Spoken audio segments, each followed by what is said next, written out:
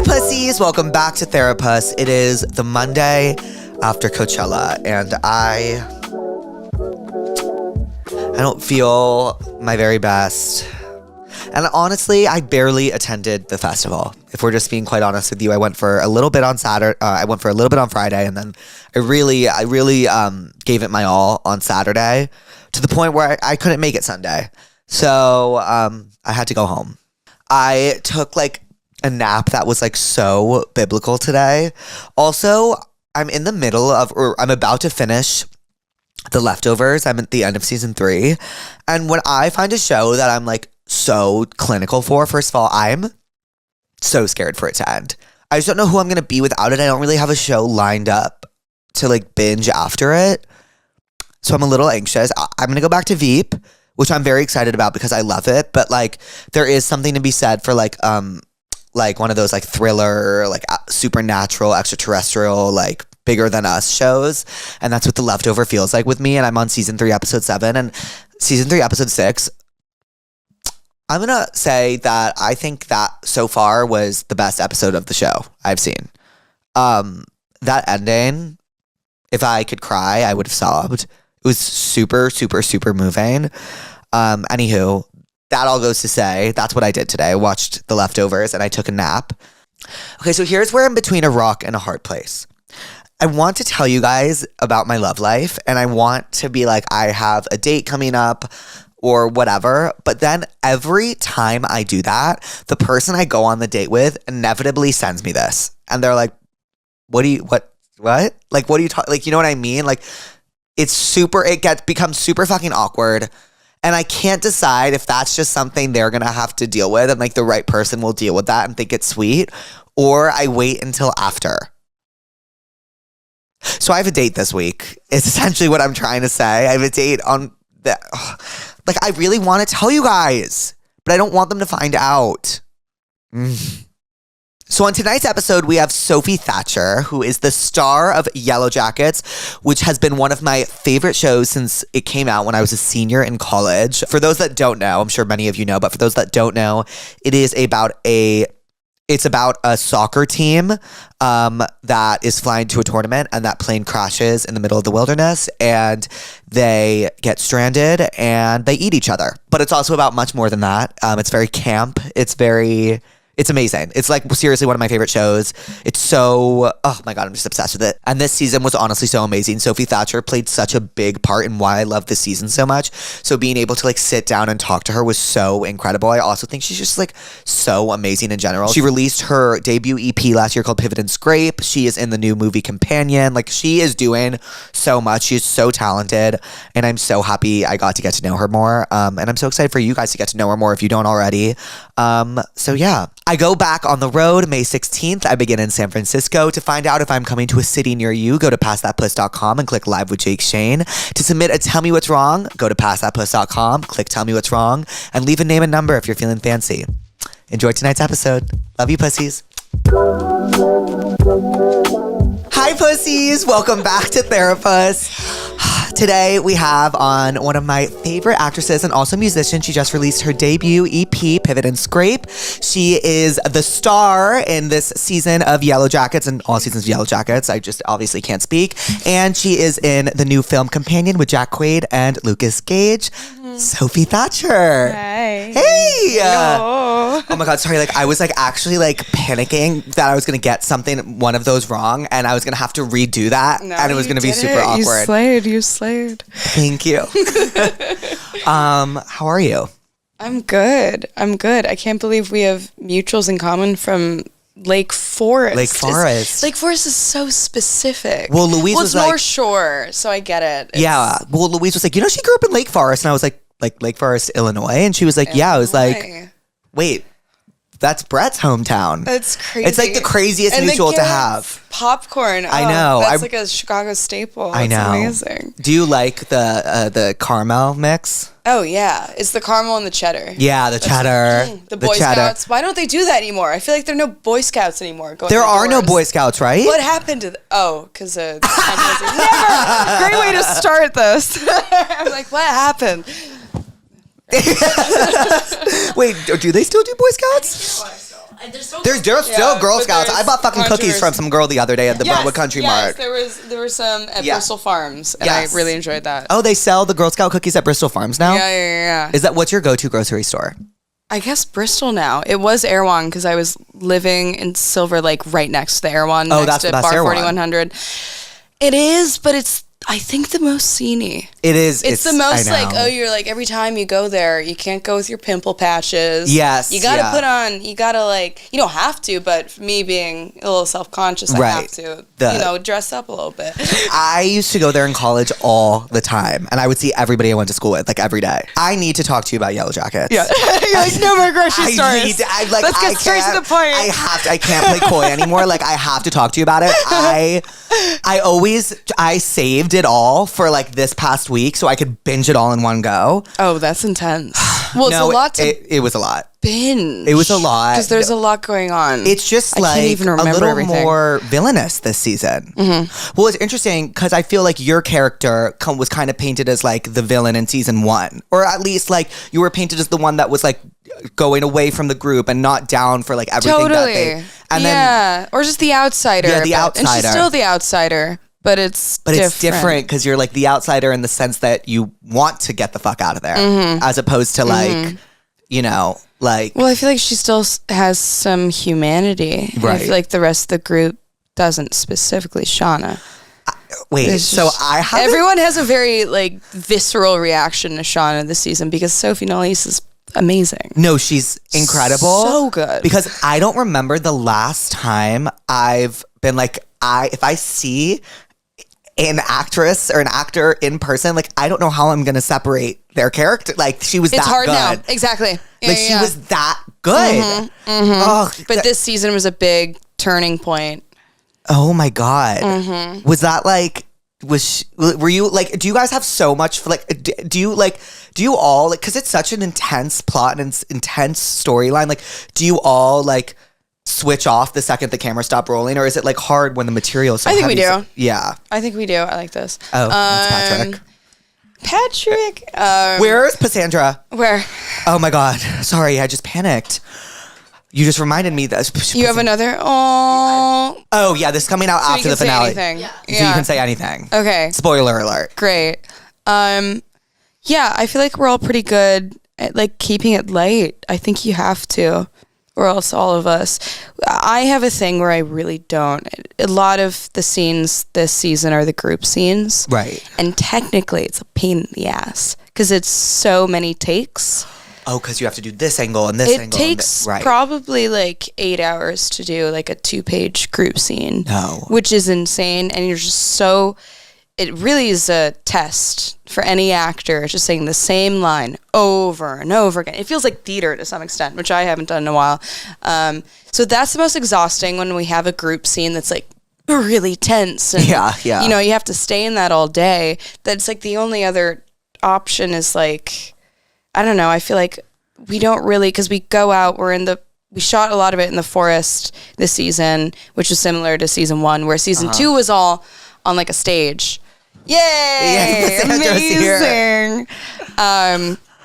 So it was nice to have that like immersion quality again, but that also means that we don't have our own rooms. So we don't have like our own individual time. So we're doing these group scenes, but then we go to this tent where it's all of us just sitting in these chairs.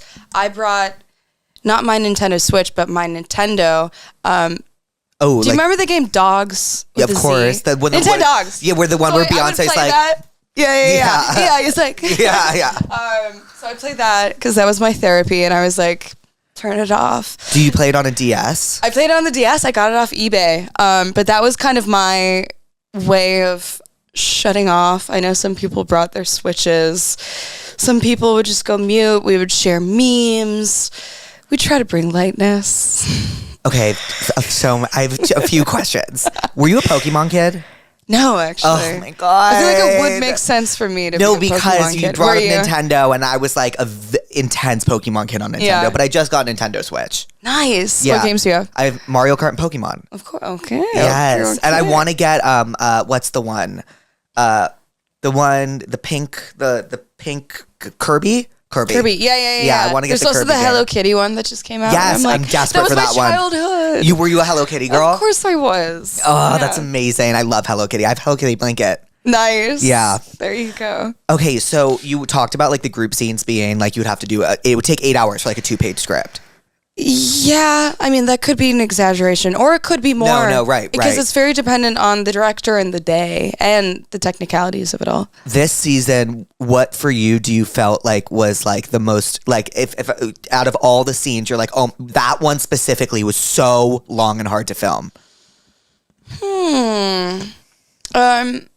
Jennifer Morrison did episode 4, which was all the court stuff. Oh my God, yeah. And because we had to get coverage, it's just the coverage because it's so technical, and getting coverage on everybody was really obnoxious. But because it was her directing, she was so strategic, and it wasn't like, oh, let's feel it out. Like, oh, maybe we'll do coverage on this person. That she had it all planned out, so it was great. But coverage, just like getting a close up on this person, got it. And then a wide, a close up, just right. for the editors to have freedom in the room. But that was hard. And I remember, I had just a couple lines when I was seated, when they were asking me questions in the courtroom scene. And I remember feeling nervous. I was like, this feels like an audition. And I haven't felt that in a while. But it's because all these people were looking at me that I was like, oh my God, this is awful.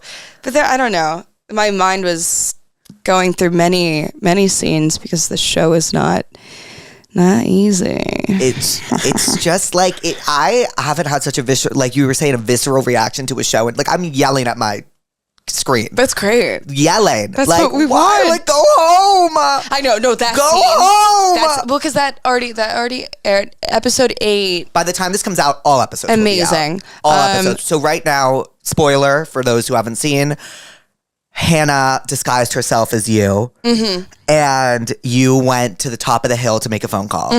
Like that feeling when the line was going up and like you finally made that call. Like oh my God. We had to do that a lot, and it was a fun experience because we took a helicopter. It was just like 8 of us on this helicopter going up to this mountain. There was no snow, so they faked all of it. And that was kind of the point of going there, was to be snow, but there wasn't any snow. But it looked, just because it was so vast, and it was so endless, and adding to that feeling of, being so lost in such a huge place, it made her feel so small. And then hearing the voice just added, and you almost forget on the show that they get rescued, which I think is interesting. That in that moment, you're like, wait. They get rescued. They get, because there's a disconnect to some extent. What makes it sting so hard every time, like, something bad happens. Like, when those 3 people came and Lottie killed the guy. I know. Like, you know what I mean? Lottie. I'm like, wait, no, they're gonna go home.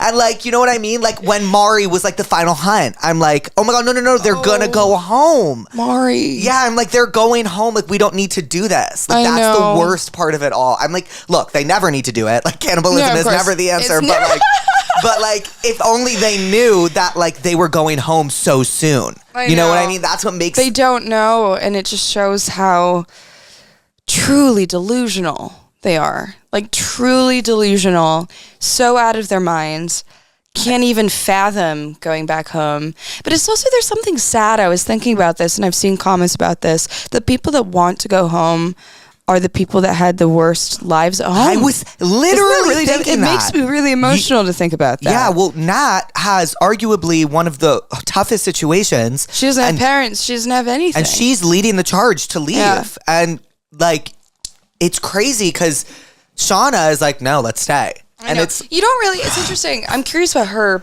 background or her home life. Right, we don't get much of that. Because in the pilot, it was like didn't fully go into it. Right. But you get a sense that it's like normal middle class, which makes it harder. Or it just is such a distinction between her and Shauna, that it just makes it more devastating. But then also you think about Lottie, and it's like she would probably be committed to. Right, because I totally forgot that she was committed before. Yeah. I forgot. And it would probably be immediately after. It would probably, I mean, I don't know. I haven't gotten the script, so I'm with the fans. Right. Where I'm just making assumptions. I'm making it up. I truly don't know. It was so funny. The most cathartic moment in that entire series or the entire season for me was when you realized that Misty fucked with the transponder. Yeah. Or whatever it was. And you were like, I'm finally gonna punch. You decked her in the face. Do something. Yeah, you're like, oh, fuck you. Yeah. Because it was her fault the whole time. You wouldn't have, it's actually her fault. That's loaded. I don't know. I'm kind of like a Misty defender. Well, lately I have been too, but when because out of all the other characters, she's better than the other characters. Well, Shauna and Taissa to me are like evil twins. You know what I mean? They are like... I think Taissa has some redeeming moments. She does. Or Shauna doesn't. But I was getting very frustrated when, as adults, when they're like, we have to give it what it wants, and then everyone's like, wait, maybe no. No, maybe that's maybe about no. We've seen how this has worked in the past. Yes. But it's they're so fucked up from this. Mm-hmm. It's are you excited to eventually act out them at home after the wilderness? That's what I'm most excited about. I feel like as I got just the plot for it, my mind was racing thinking about what would happen immediately because that's such a drastic contrast specifically for my character because that's when she kind of cracks. Right. She hasn't cracked yet. Yeah. And I want to see I was just thinking that as well. She hasn't cracked yet. Cracked yet. Everybody else has. Yeah. Which makes sense why she still has that humanity and it's she's so close to exploding. She's all bottled up. Right. And about to explode, but not quite. So I think, I don't know how the writing is going to go next season. If we get next season, I think we will.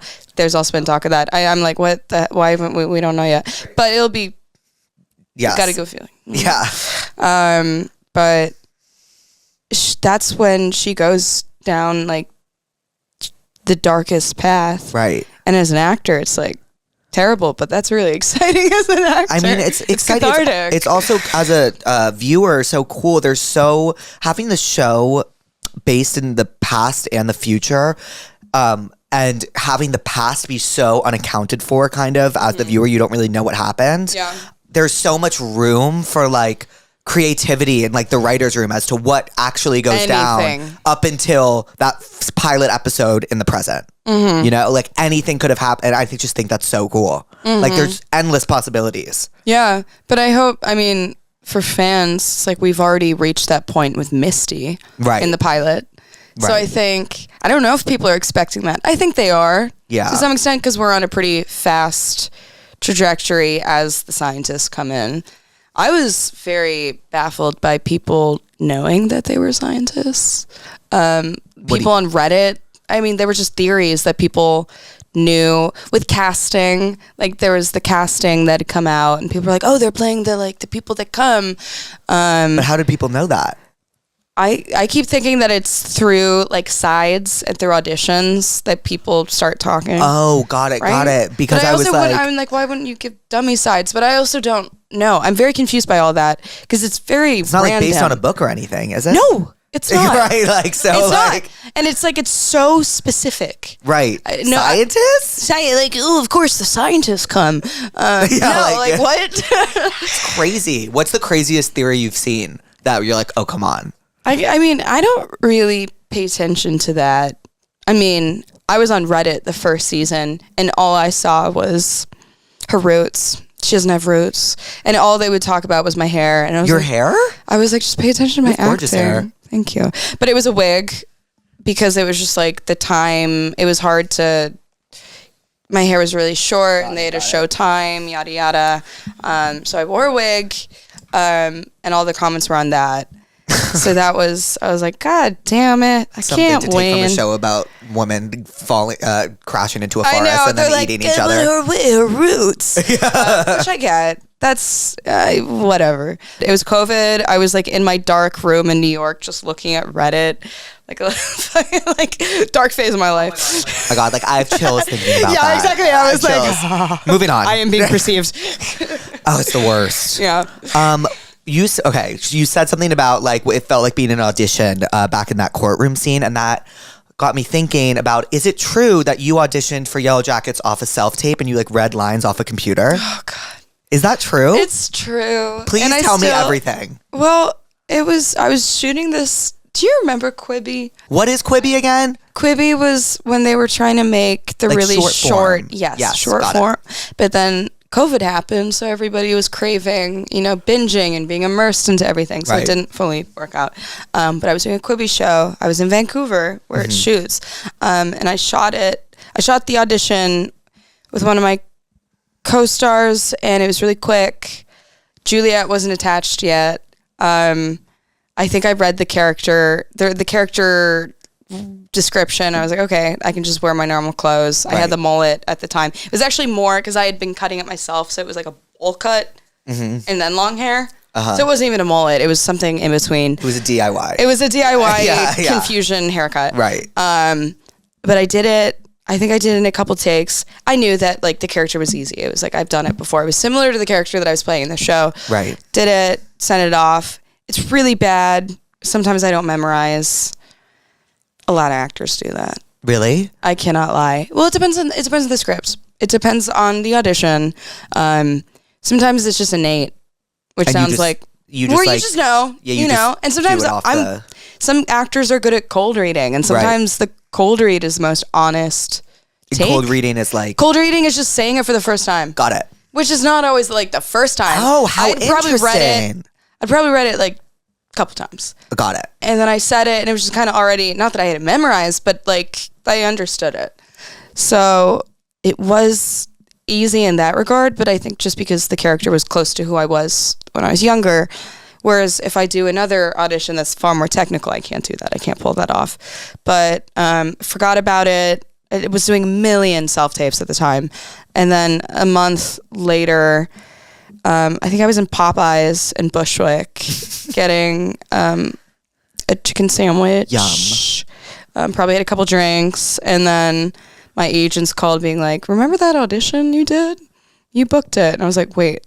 You even did Which? callback, nothing? Which? No callback, no nothing. Which I've never, and especially so early on in my career to have that. Right. I was like, this is a joke, right?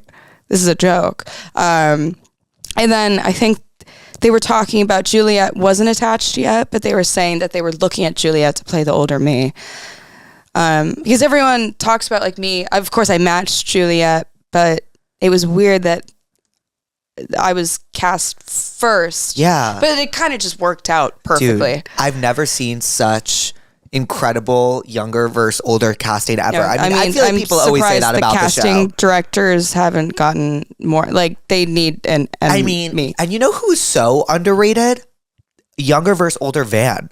Like, Yes. right? Like, Lauren? they look I know. so They look much so alike. much alike, and it's the same physicality. Yes. It's a lot of the same mannerisms. It's a lot of the same cadences. Well, you and Juliet specifically also have that. We kind of already had that. Right. Okay. But I do like certain things that I know that Juliet would do something like that.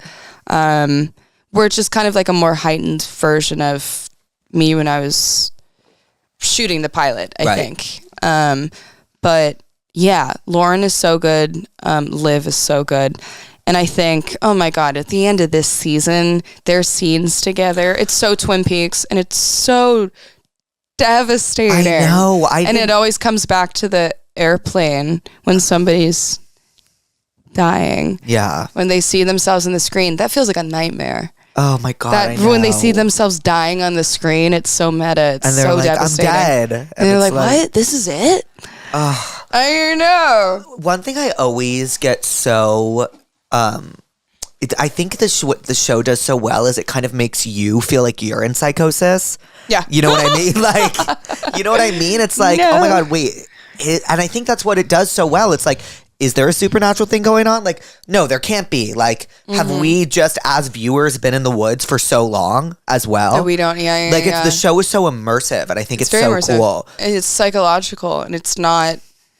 I like that it's very genre bending, and you don't know when it's lying to you or not, or playing with you. Right. Because it plays tricks with you, and I love shows that do that. I think the best shows do that. And I think this season specifically, it's very like self-aware of its campiness. Yes, 100%. It's always been that way, but I think specifically this season where it goes into more of the montages and it's very like dependent on the music, but in a beautiful way where the music can heighten it and make it more emotional.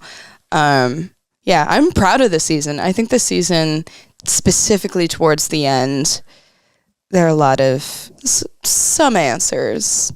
There are some answers. I mean, it's funny because we have the answer from the opening scene of season 1. Which is what people, that's all the talk. Which is all the talk and what people wanted the whole time. But it's like, at that point, it felt so much, it's so interesting because when we first see that, we aren't attached to a single character yet. No, totally. And we're so like, oh, who is it? Who is it? Yeah. And then it's so much more sad. It's so much more like heartbreaking to realize who it is. I know, with Mari. Yeah. You really grow attached to her. Yeah, especially through the 3rd season. Through the 3rd season, you're like, this girl's funny. She's kind of self-aware. And Alexis, she's so good. She's such a good actor and like had time to shine that it like really, to build that empathy and then to finally just let go, just makes it all the more, you know, drastic and heartbreaking. Was there...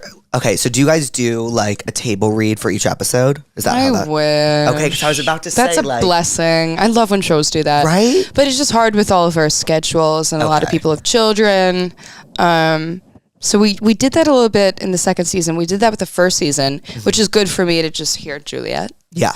And I missed that, but now it's like I've got that pretty dialed in, so I don't worry about that as much. But I like it just to hear the modern day actors and just to see what's going on. But then I also like watching it blind and it feeling like a different show. Right. Which it kind of does to some extent. Was there ever like something in the script that you and everyone was like, oh my God, like also kind of gagged by? Like, do you remember a moment of like all texting each other being like, holy fuck, I can't believe this? Yeah. I mean, lots. I guess we all knew Ben was gonna die. Oh, that was so... And they prolonged it for so long. They really did. And it's almost like you felt it with him. Like, okay, at this point, just fucking kill him. Yeah, exactly. You're like, just fucking kill him. Which worked. Because it was like they had the trial and they were like, oh, we're going to do it now. And then it didn't happen. But, I mean, Steven's so good.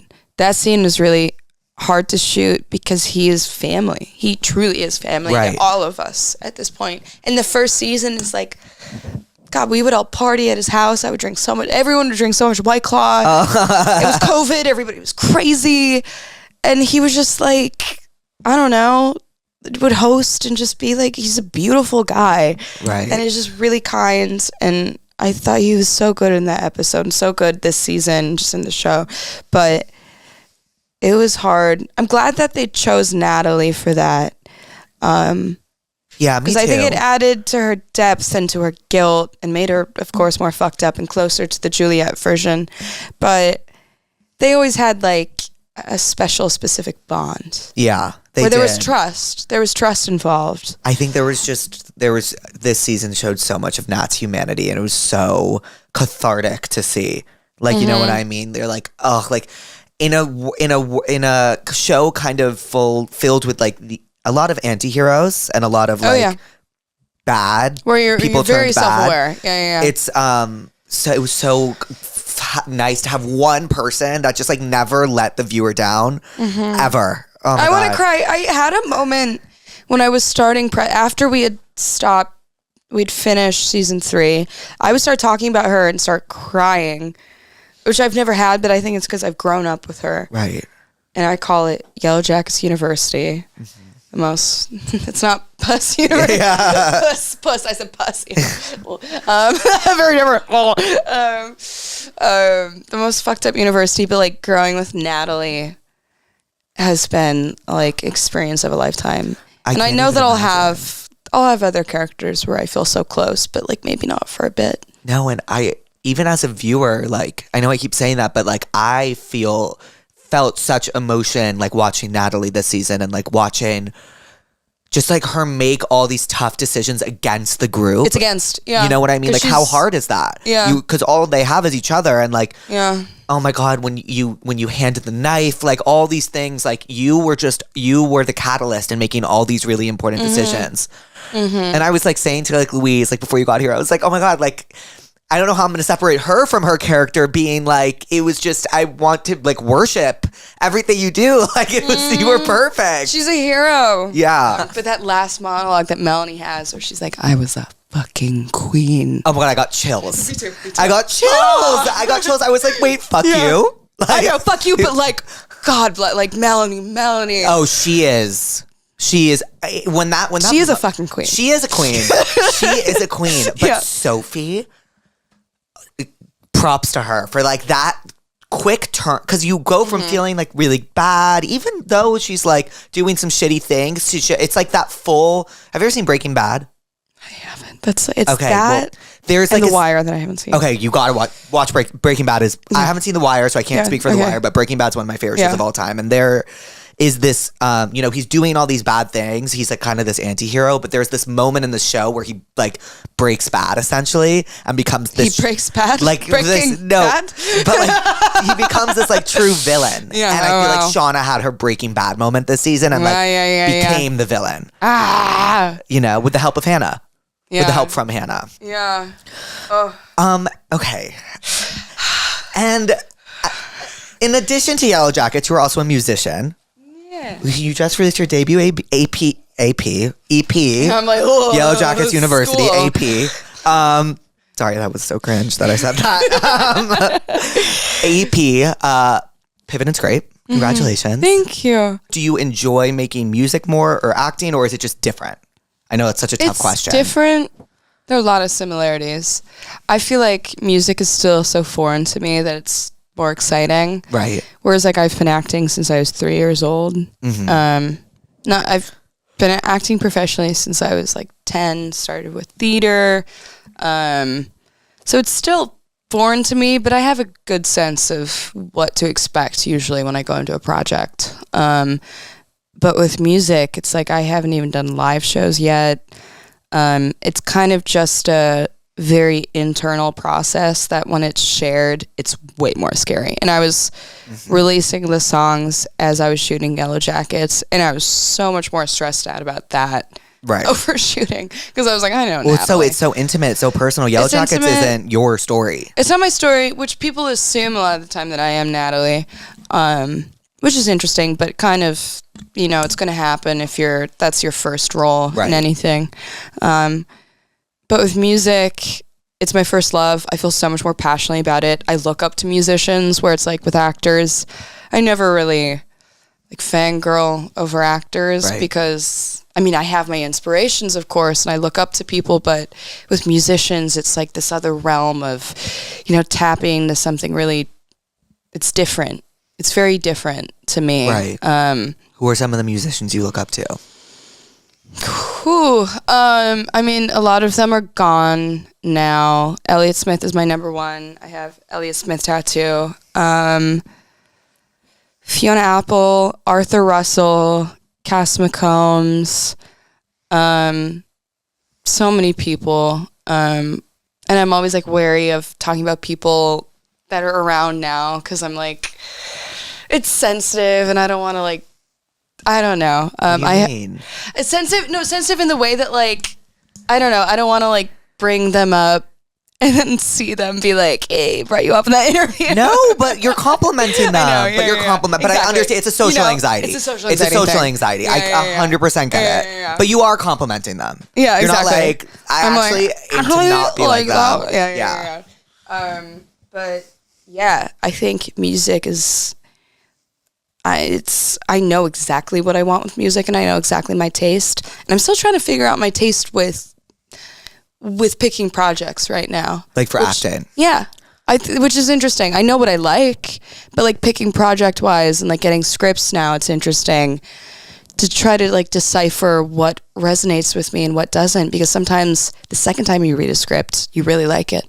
And it depends on your mood that day. Whereas with music, it's like, I kind of know immediately. It's it's a much guttural more, feeling. It's a guttural, in tune feeling. Whereas with scripts, it's like it can change, and it's so entirely dependent on the crew and like having a conversation. It's like it's less intuition based. What type of projects do you typically lean towards? Because I feel like you're in mostly like not.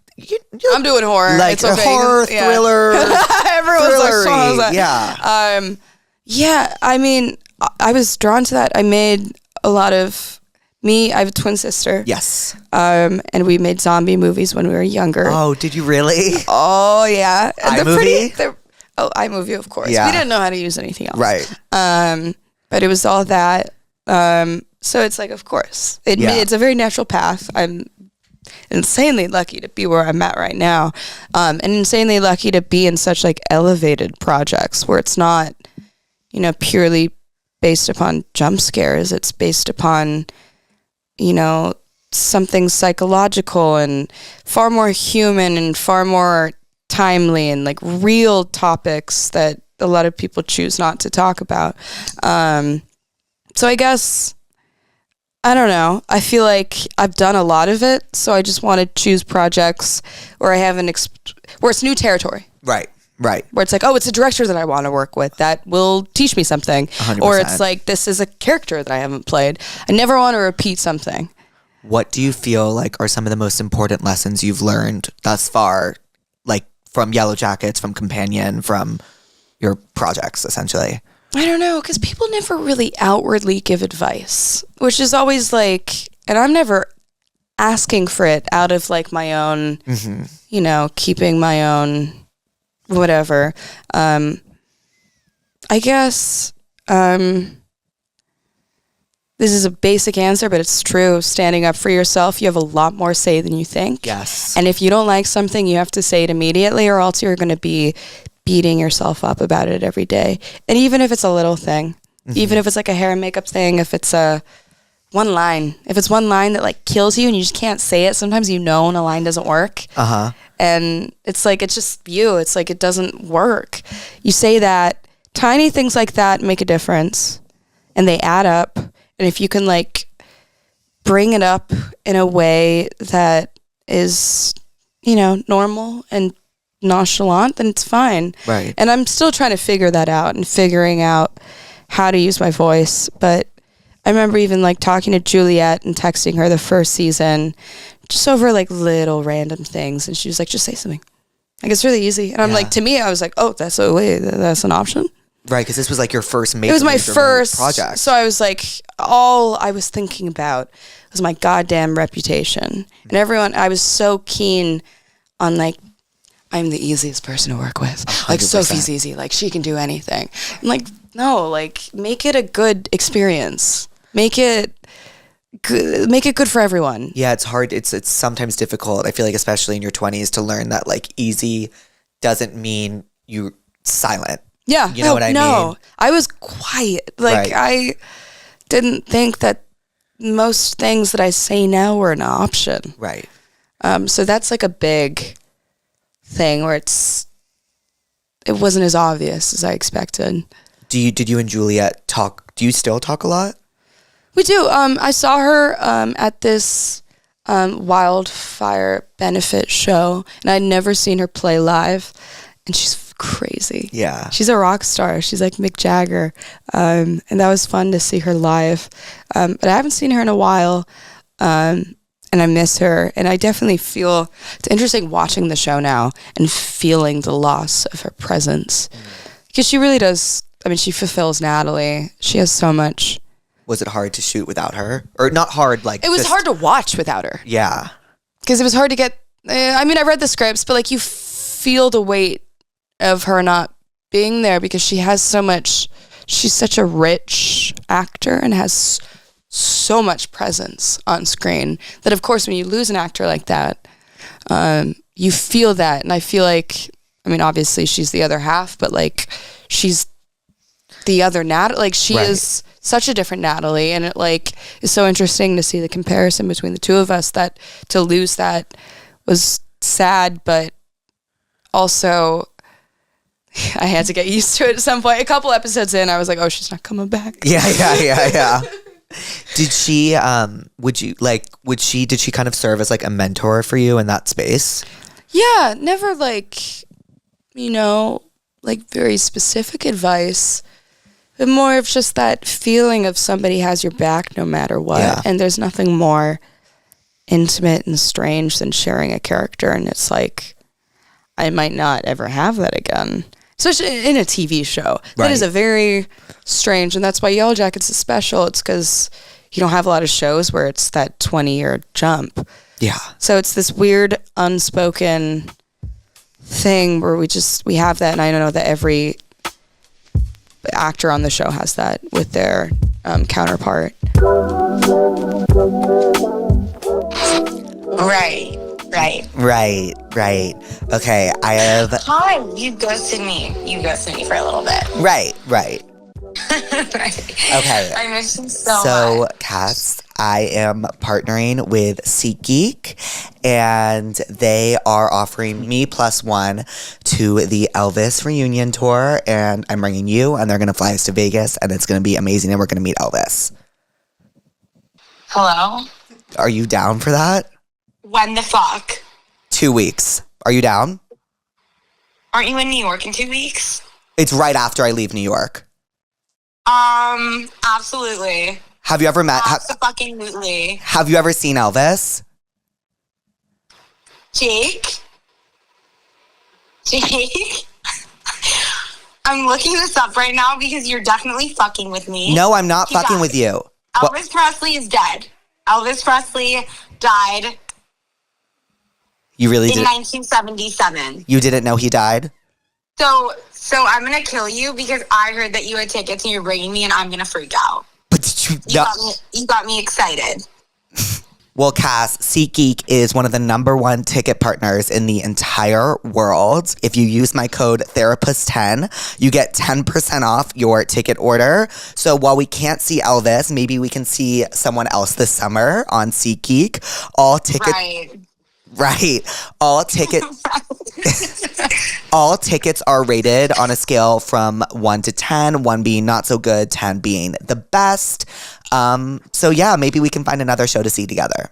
Instead of Elvis. Okay, got it. No worries. While I am not going to see Elvis with Cassidy, I am still going to use SeatGeek to see one of the many, many, many artists on tour this summer. For example, I missed Gaga at Coachella this weekend. So I am going to definitely use SeatGeek to see the Mayhem tour. I am so excited. I need to get out of the house. Live music is seriously one of my favorite things in the entire world. Not only do they have music, they have comedy, they have plays, they have literally anything you can imagine. The SeatGeek app is free to download and super easy to use. I mean, tonight I could see the Sacramento Kings.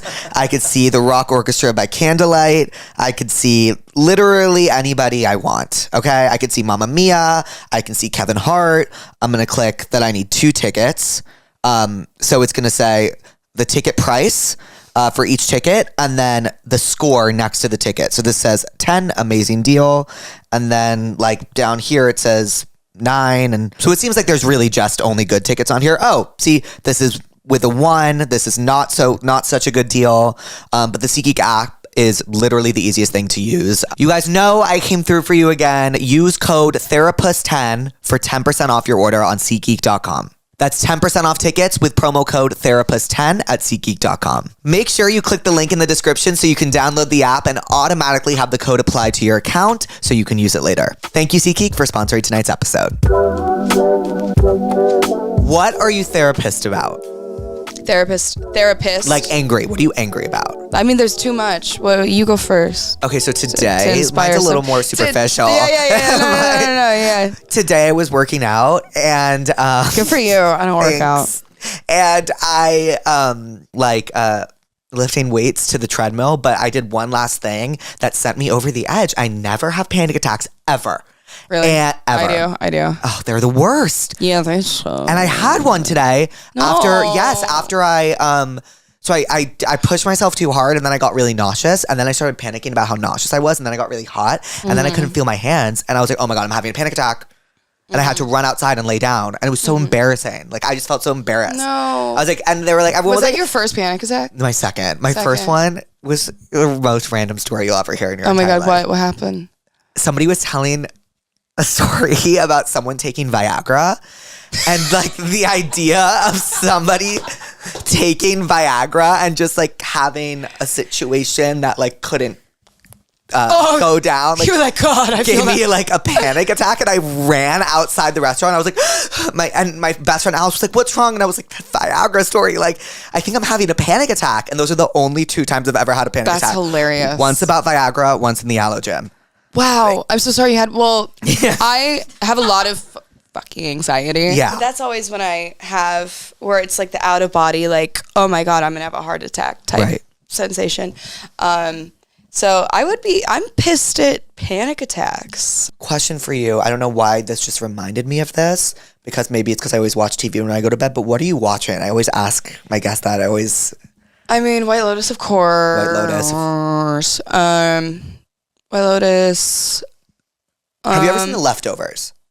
I haven't, but Jasmine's on that. Okay, Jasmine's on that? I just started it. People are saying it's a masterful, like very underrated show. Yes, and the woman from The White Lotus, I think Carrie Coon is on it, and she is incredible. She's so good. She's such a character actor. You need to watch Leftovers. She comes from Chicago theater too, and I really come from Chicago theater, not to her extent, but she's like in the Chicago scene. She is God. Well, she's incredible.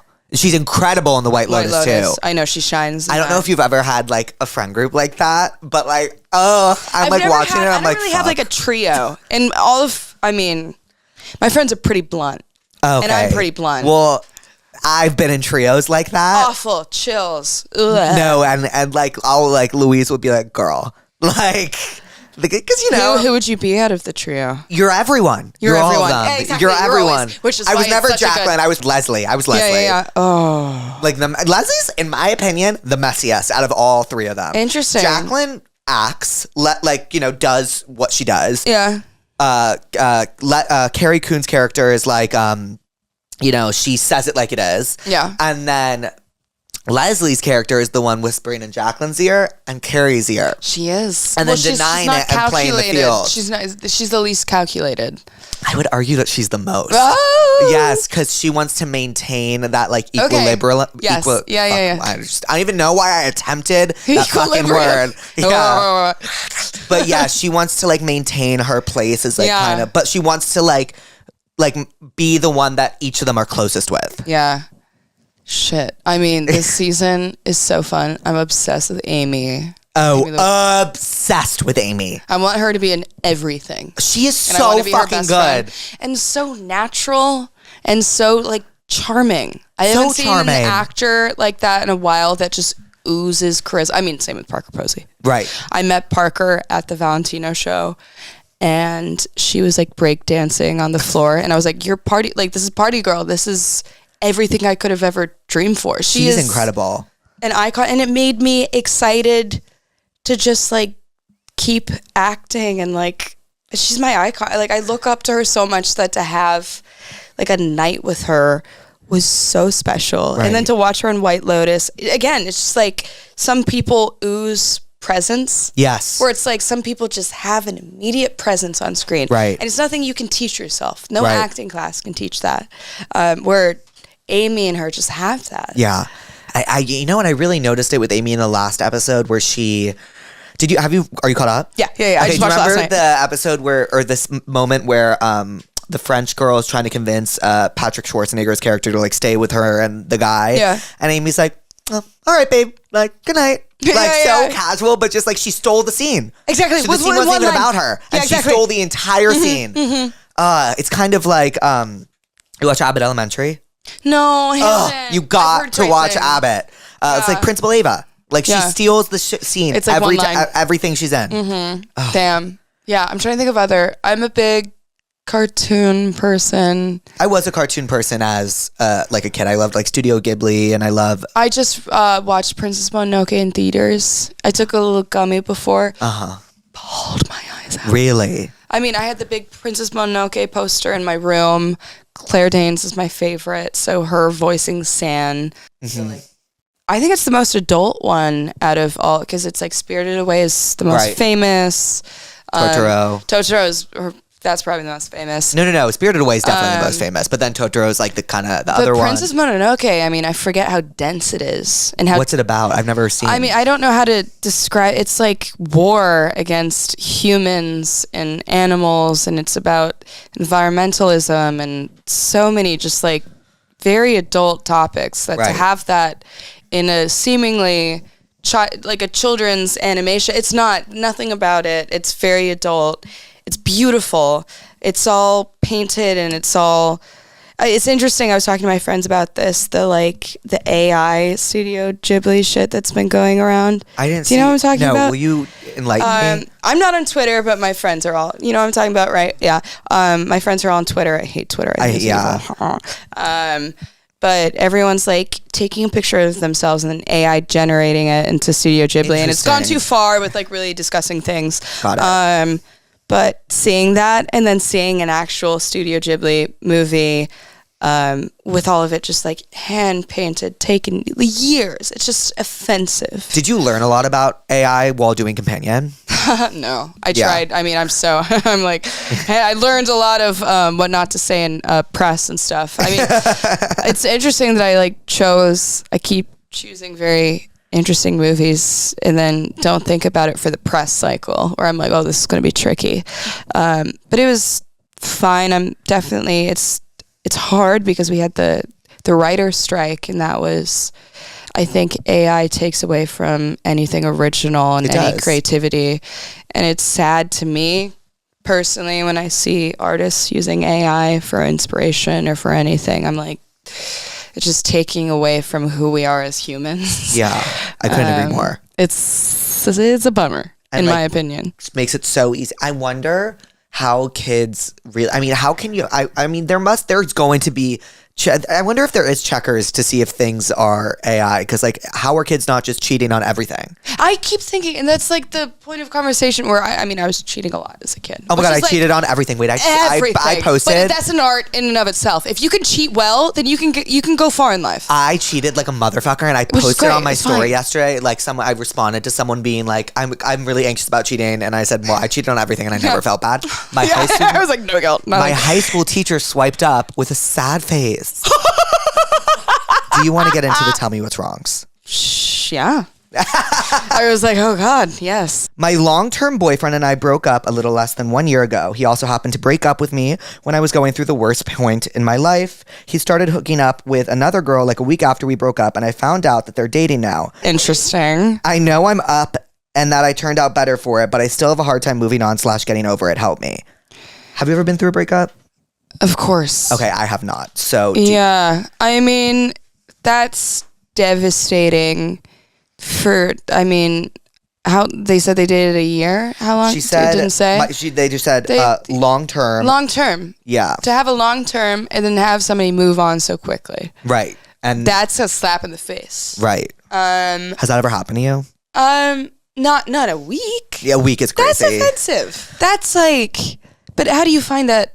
Like, that's like you post about it. That's clearly strategic where it's like trying to hurt you. Right.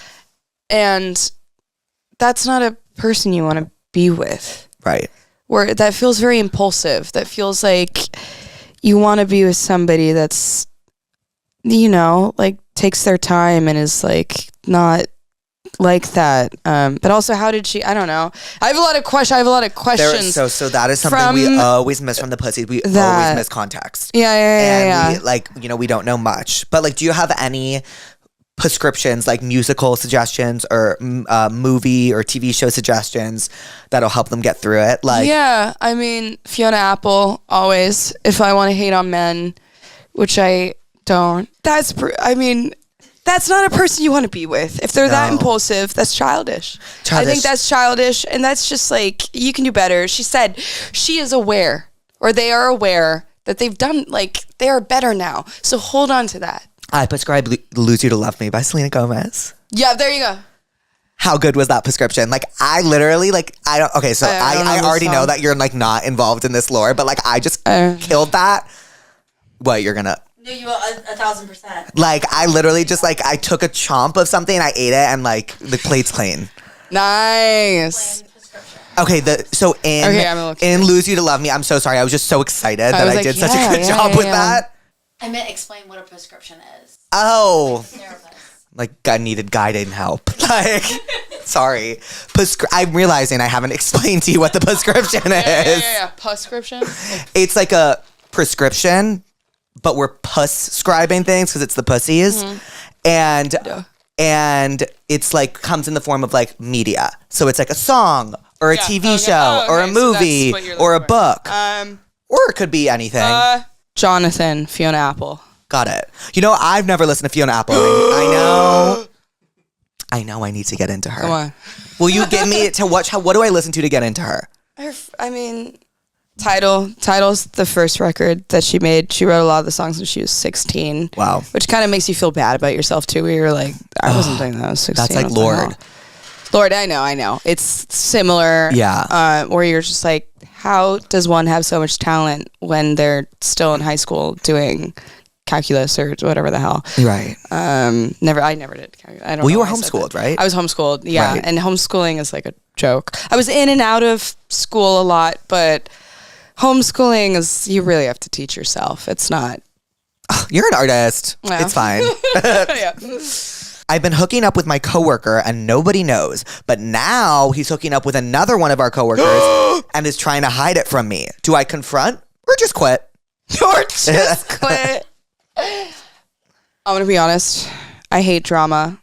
I'm a Libra.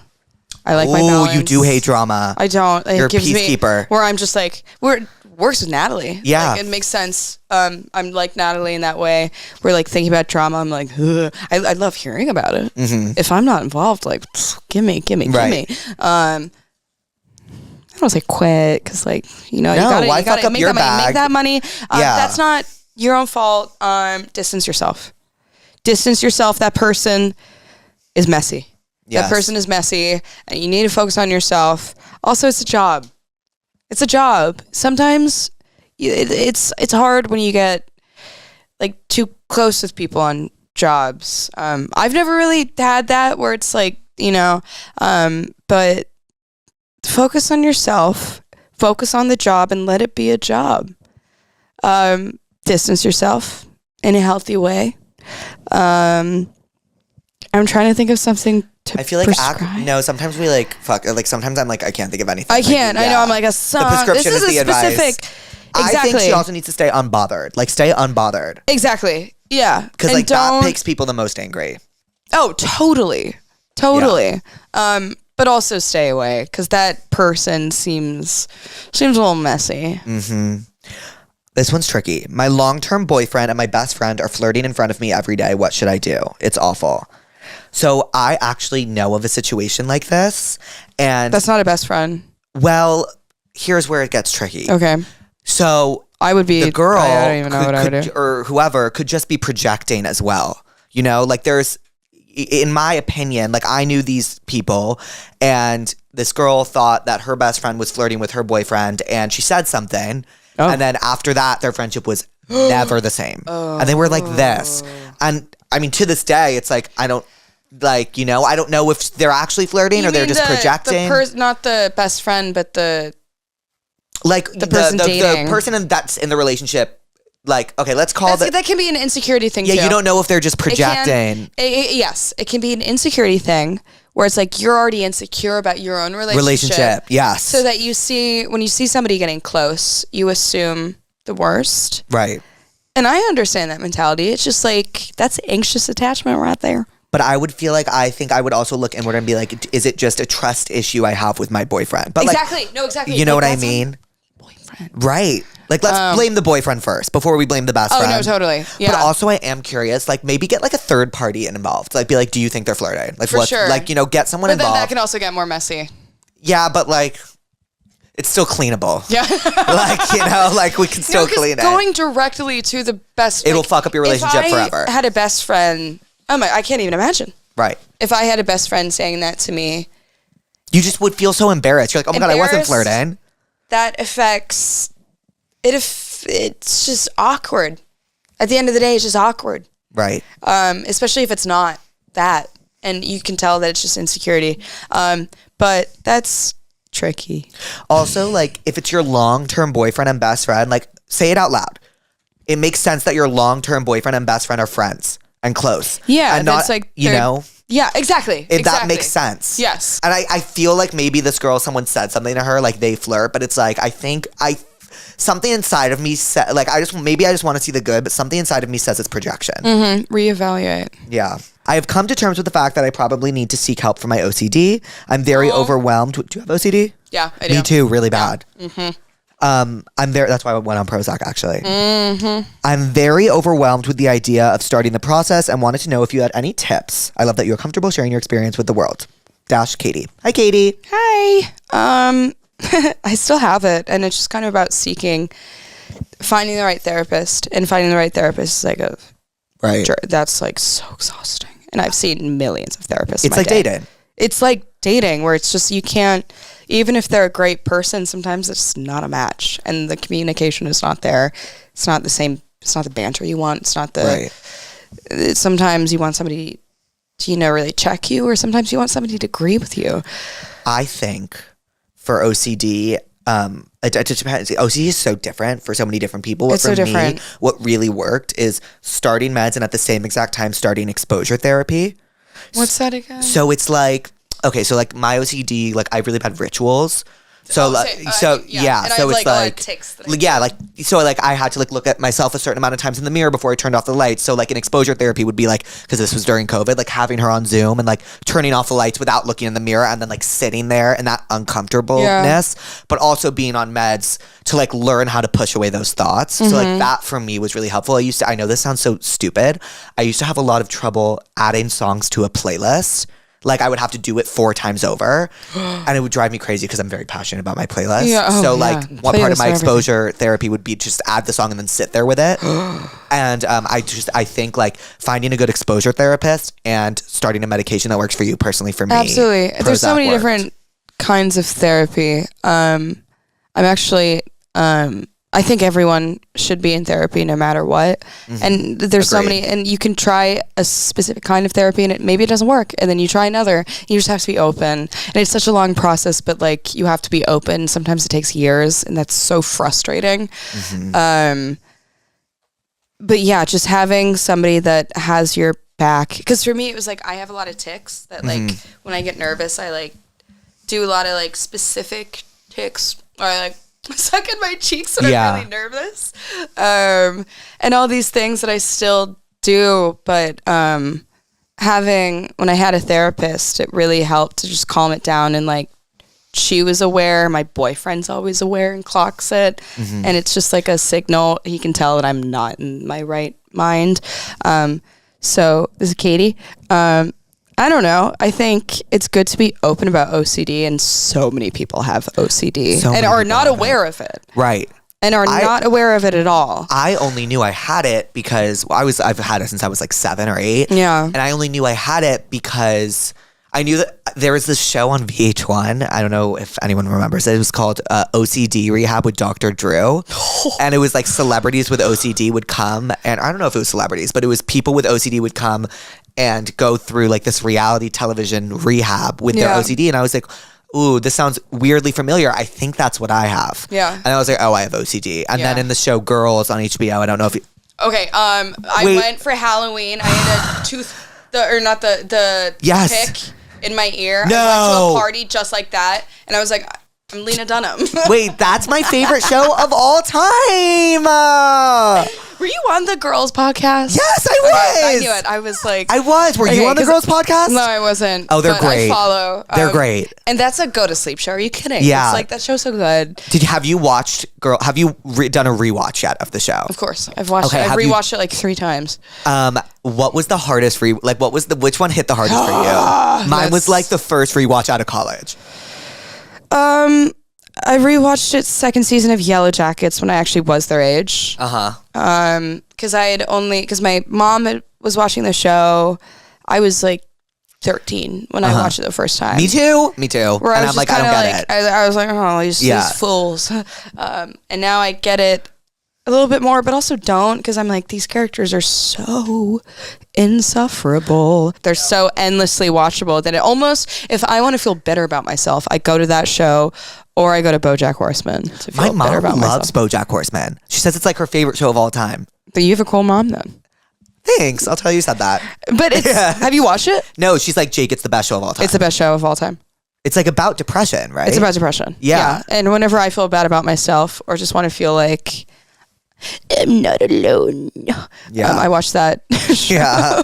But it's like the last thing you'd expect a fucking horse talking about being depressed and being an addict. Like, I think I need to watch it. It's so, it takes a second to get into it. Okay. I recommend it to everybody because if you know me, if you hang out with me a couple times, it's like you already, like, went through a phase where I've probably seen each episode 30 times. I'm not joking. It was my fall asleep to show. Okay, got it. Every night. Yeah. Where it was just ritual. Yeah. Fall asleep to it. But I think I've calmed down on that a little bit because it's to the point where I know every line that's coming up. I can't recite anything, but like I know I'm like, this is not healthy. That's like me with like Scandal or Glee. Really? Yeah. Glee? Oh my God. Okay, it's like the biggest Gleek. No. Like the biggest Gleek. I remember, did you ever watch the the Glee Project? Yeah. Of course I watched the Glee Project on Oxygen because I was the biggest Oxygen fan. Like, whoa. Yeah. That name, I forgot that existed. I know. It was like a whole That's to-do. crazy. Do you remember the show Snapped? Where it was like a reality television about like women that committed crimes. No. And it was like, do you remember Snapped? I remember the Legally Blonde when they were all auditioning for Legally Blonde. God, Oxygen was it for me. What else? It was all the Ryan Murphy stuff. Yeah, Ryan Murphy stuff. They had Bad Girls Club. I don't know that. I need to rewatch Glee, and I think my time is now. I think I'm going to start too. I know I'm about. Well, when was the last time? How long has it been? So the summer I left before college. Yeah. That's when I did my first full rewatch, and I've actually finished the show. When I tell you I was so addicted to this fucking show, I never like woken up, watch it immediately on my phone. Like I was like anywhere I could go, like it was drugs. Like anywhere I could go and I could watch it. Like I was watching this fucking show. That's funny. Because it was just out of all shows, Glee. I mean, it's serotonin. I get it. Where it's like, oh no, it's right. Yeah, it's serotonin. I get it. Yeah. Did you watch that, like the documentary about the deaths? I can't have the curtain pulled back just yet. I can't have it pulled back just yet. It's dark. Yeah, don't do it. I can't. Glee is like my. Because there's a lot of darkness behind it. I am Glee. I think. I am. Like this is like I remember that was the first show I ever waited until. Like I would watch it as it came out, like Wednesdays or Tuesdays at 8, whenever it came out on Fox I would or too. whatever. It was like a family affair. Yes, and I would watch it, and I would buy the songs on you watch iTunes it alone, after. or? Yeah, my mom was like, no. My mom Your was mom's like too cool watching for that? Mad Men at the time. My family was obsessed with Mad Men. My family's obsessed with Sopranos, Mad Men, and BoJack Horseman. Isn't that a random 3? That's not random. That's taste. Oh. I want to meet your family. No, I think you would like my mom. Mad Men. Oh my God. Yeah. My twin dressed up as a random. We hadn't watched Mad Men because it was way too adult. Right. But I think it was like 5th grade. She was like, she had these glasses that like went up, and she was like, I'm a character from Mad Men, and hadn't seen the show. Wait, so what does your twin do? She makes claymations. That's fucking awesome. It's insane. Yeah. Her name is Ellie. And she's like a genius, truly a genius. I was just in Chicago, and saw her, and it's just nice to go back and see her because she's my best friend. And you guys were always close growing up, and yeah, you go through phases as a twin, and I think we had the same friend group, which is kind of hard. And I was always working, so I was a little disconnected from the friend group. And we were always we were very similar growing up. We would take turns taking on different personalities, I think. Yeah. But like she was always more shy, and then she was more outgoing, and then more popular, and then yada yada. It was really complicated being the same school. Right. But now that doesn't matter, and like we have our people, none of that matters. Right. God, it's So so it's funny nice. in high school. You're always told like it's not gonna matter. It's not gonna matter. It's not gonna matter. And you're like, I shut truly up. didn't care. I honestly, Good for you. because I was working. Yeah, I you- was like, yeah. work first. Like none of this matters. I'm around adults all day. Like everybody's a child here. I was a child, but I felt like I was like 14 going on 30. Right. Where I think that I was actually more mature than I was now, because now I can actually live in my age and be myself. Right. You're what? 24, 25? 24. Got it. Yeah, how old are you? 25. Nice. Yeah. When did you graduate? I graduated 2018 Okay, from high 2019. school. Yeah, Nice. 2022 from college. Nice. Did Ellie go to college? No. Okay, yeah. Neither did I. Yeah. But here I am. My dad didn't want me to go to college. Really? Yeah, he was like, well, don't go. Like, do something creative. Oh, wow. I know. You have a very interesting family. Sophie, what did we learn today? What did we learn today? I mean, even just that last thing. I mean, not to be corny, but I admire how honest you are. Thank and I don't, you. like, I'm not just saying that. Like, I think it's really cool, and you don't get that a lot in interviews where it's like you can talk about things really openly. So I think I don't know. I've always, it was just a reminder, because honesty is everything in artistry and life. So that was just a good reminder. Oh my God, I'm going to take that with me for the rest of my entire week. And be like, well, Sophie Thatcher told me I was honest and a good interviewer. I think it's the coolest thing, to be honest. That's the coolest thing you can do. Yeah. Well, it's very cathartic for me. Yeah. Well, part of my And that's OCD why you're doing this. Thank you. Well, part of my OCD is I've always felt like since I was little, my anxieties manifested in guilt, feeling guilty that I'm lying, guilty Are you that kidding? I'm That's not me. being That's me, like, me. You know what I mean? Like Yeah. that I'm not like just giving the full truth, so I almost overshare to like compensate for that. Totally. So it's very cathartic for me. Yeah. Yeah. But for me, I learned that you're the coolest person ever, and so fucking talented, and so fun to be around, and such a star. And something really hit me when you were talking about those people that just like take up the scene, and that's something you can't teach in acting school. I was thinking like she has that. Thank you. That's her. She has that. you. And yeah.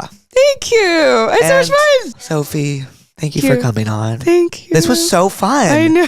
This was awesome. I had a great. I want to meet. Oh, Brett? Or Is see, Brett? see her again. She just texted me and laughed, but she said Oh. that hi, and that if you want Garrett, she'd send you a tip. Of course I do. Are you kidding? Can I get the cheese and caramel? Yes, no, we will. We will send you. You'll have more Garrett than you know what to do with. Oh my God, amazing. Thank Well, you. Sophie, I love you. I love you. Thank you. I love you. Thank you. Oh, thanks for coming.